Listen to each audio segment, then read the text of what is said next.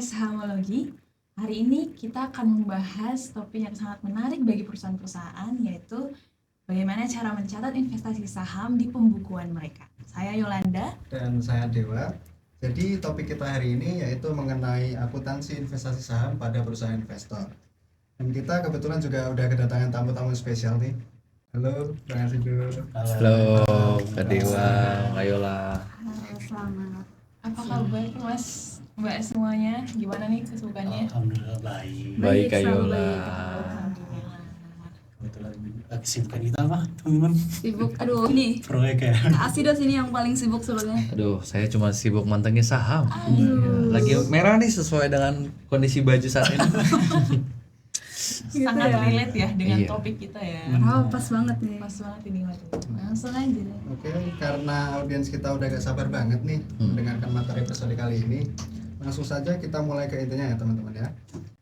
Kira-kira mengapa perusahaan lebih memilih investasi saham dibanding instrumen lain seperti obligasi atau tabungan? Menurut kalian gimana? Pertanyaan menarik banget nih dari Kak Dewa nih. Jadi pertama tuh tentu saja ada perbedaan signifikan ya dari kepemilikan atas instrumen tersebut. Kalau di saham itu dia memiliki hak suara Mas Dewa untuk memiliki hak suara dan juga memiliki untuk dia mendapatkan dividen, tapi tergantung dengan variasi seberapa besar si perusahaan tersebut atas kepemilikan saham yang dia punya itu. Dan juga kalau obligasi itu hanya sifatnya utang aja, utang dengan bunga yang relatif flat atau bisa kita bilang sama ya, tidak ada fluktuasi. Kemudian di saham itu cenderung ada potensi imbal hasil tinggi. Nah, tapi kita perlu ingat juga Mas Dewa, di balik imbal hasil tinggi tentu saja memiliki resiko yang cukup tinggi. Apa istilahnya kalau bisa dibilang itu? Iris return, cacing-cacing, naga-naga. Gitu Mas Dewa. Jadi memang banyak perusahaan tuh lebih cenderung ke investasi saham ya. Betul Kak Yola. Oke, nah kalau kita sebagai perusahaan yang berinvestasi nih Mas, bagaimana kita mencatat investasi ini? Apakah ada metode-metode akuntansi tertentu dan kira-kira dasar yang kita pakai itu apa sih standarnya mungkin? Kalau untuk itu kita bisa mengacu pada PSAK 228. Nah, PSAK 228 ini mengenai investasi pada entitas asosiasi dan ventura bersama. Nah, pada PSAK ini itu diatur Mbak Ayola, metode akuntansi yang digunakan bergantung pada seberapa level pengaruh. Misalnya Mbak Yola memiliki kepemilikan di bawah 20%. Nah, itu dianggap tidak mempunyai pengaruh signifikan dan menggunakan nilai wajar atau biaya. Gitu sih kira-kira Mbak Yola. Itu kalau kepemilikan di bawah 20%. Betul Mas Kalau Dewa. misal kita punya saham di atas 20% kepemilikannya, itu gimana? Nah, untuk di atas 20% itu, misal contoh ya, 20% sampai 50% aja itu levelnya sudah berbeda daripada sebelumnya tadi. 20 sampai 50 itu kita sebut pengaruh signifikan. Nah, disinilah kita wajib menggunakan metode ekuitas. Nah, kalau kita memiliki lebih dari 50%, itu kita naik level lagi ke tingkat itu biasa disebut pengendali atau kontrol. Nah, kalau udah di tahap ini kita menggunakan laporan keuangan konsolidasian. Seperti itu kira-kira Mas Dewa.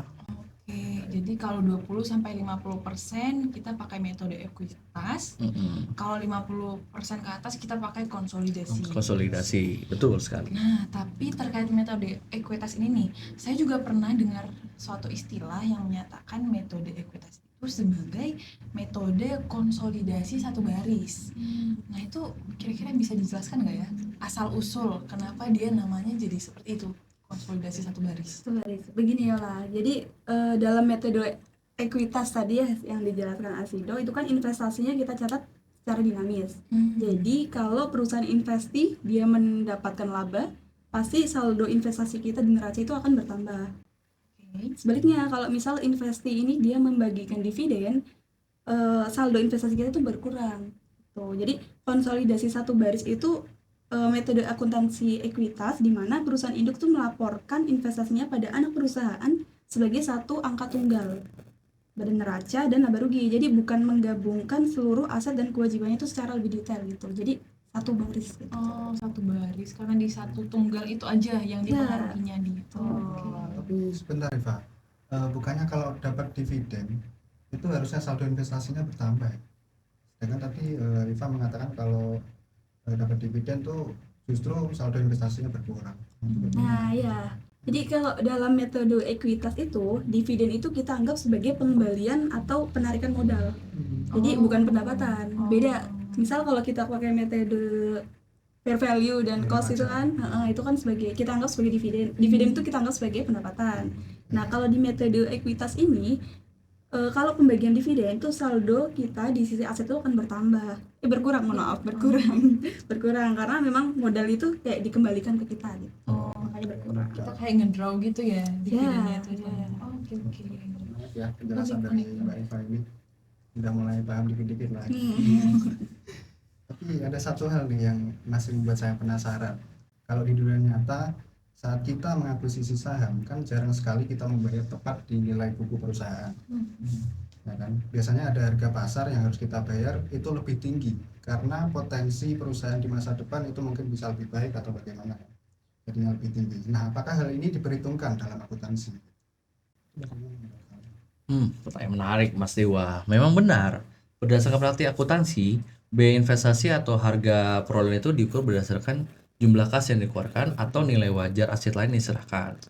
Namun kita perlu ingat, apa yang perlu kita ingat yaitu nilai buku aset bersih perusahaan itu kita beli seringkali berbeda dengan harga kesepakatan yang tersebut gitu.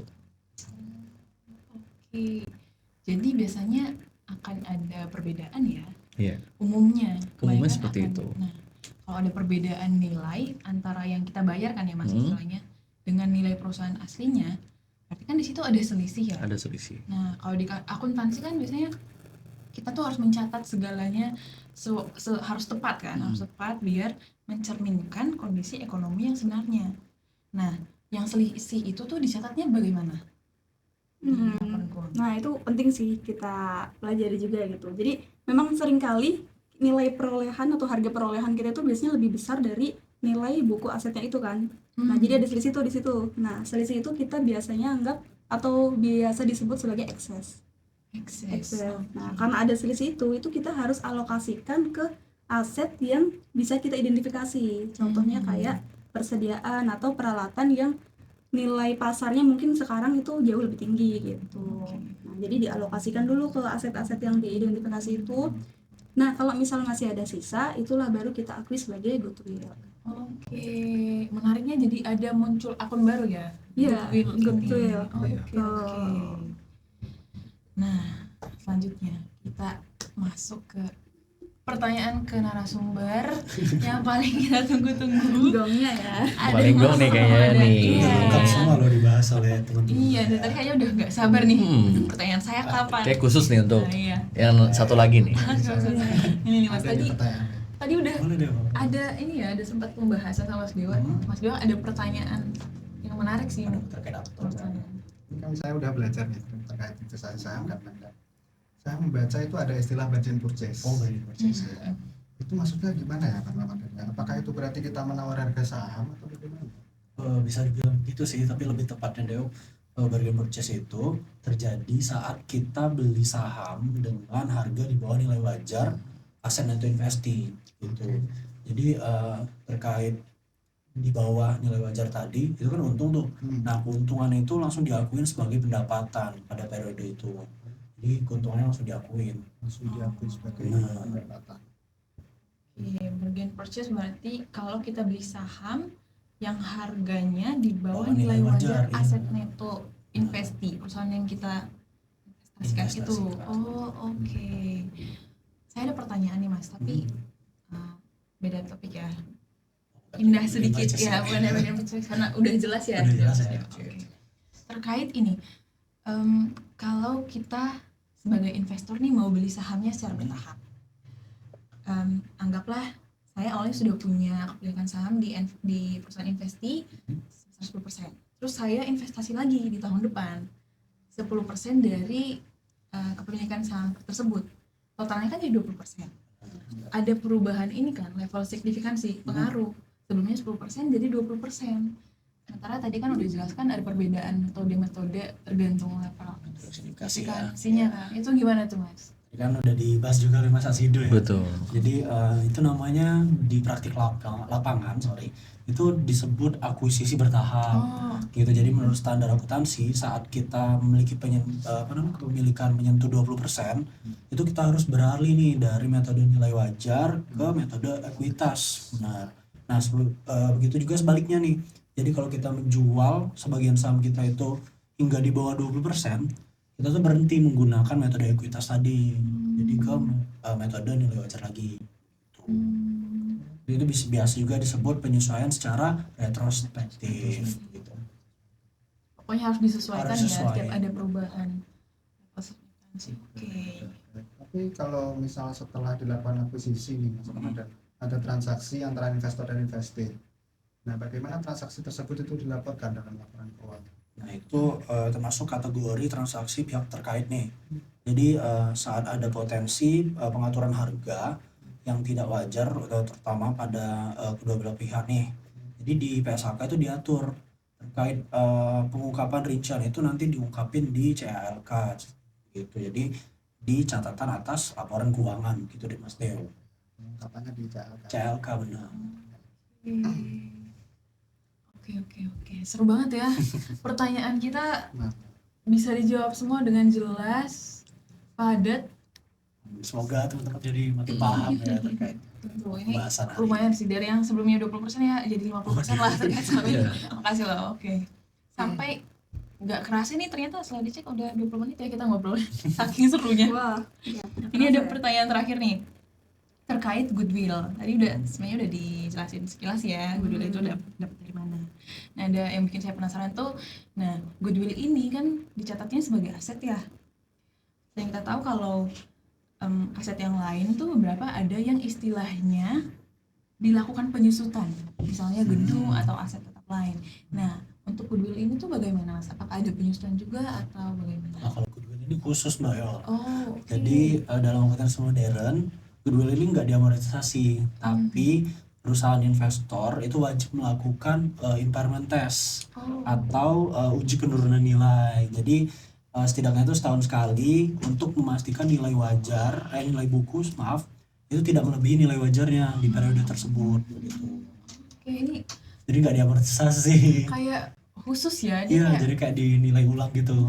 unik ya. Jadi bukan yang rutin setiap tahun nilainya penyusutannya berapa, tapi lebih ke penyesuaian, Penyesuaian. kayak penilaian ulang ya. Oke.